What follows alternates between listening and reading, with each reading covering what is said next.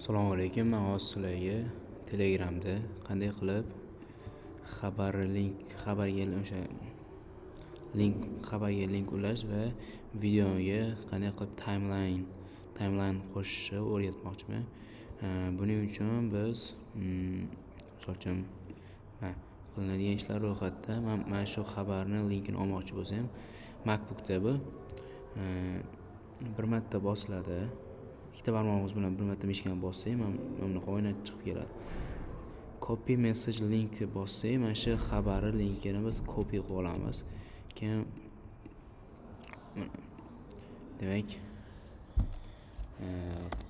qilinadigan ishlar ro'yxati 3-kun link. Endi mana shu linkga boyagi linkni ulamoqchi bo'lsam, buni blokka olamiz. Blokka olganimizdan keyin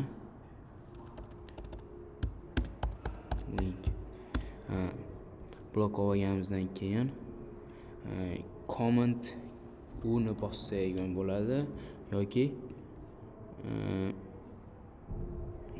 ulandi yoki mana shu blokka olganimiz ustidan ikkita barmog'imiz bilan bir marta bossak, mana bu transformation chiqadi. Transformationdan mana tepada transformationga o'tiladi. Keyin mana bu make link. O'shani shunday bossak, boyagi joyga o'tadi. Oqni bossak, mana link qo'shiladi. Qo'shib qo'yamiz. Endi mana shuni ustiga bossak, haligi joyga o'tish kerak. Mana 3-kunni mana shu xabarning linkini oldim, mana shu yerga o'tdi.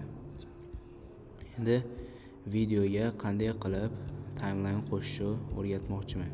Misol uchun, mana shu videoga men timeline qo'shmoqchiman.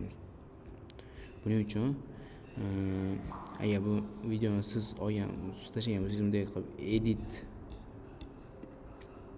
buni men olmaganim uchun menda edit chiqmayapti. Edit qilib qo'shsangiz ham bo'ladi yoki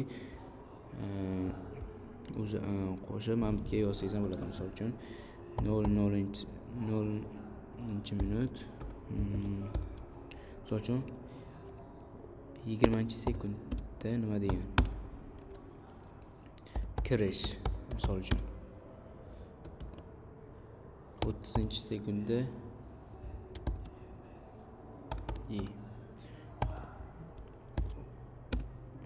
30-sekundda misol uchun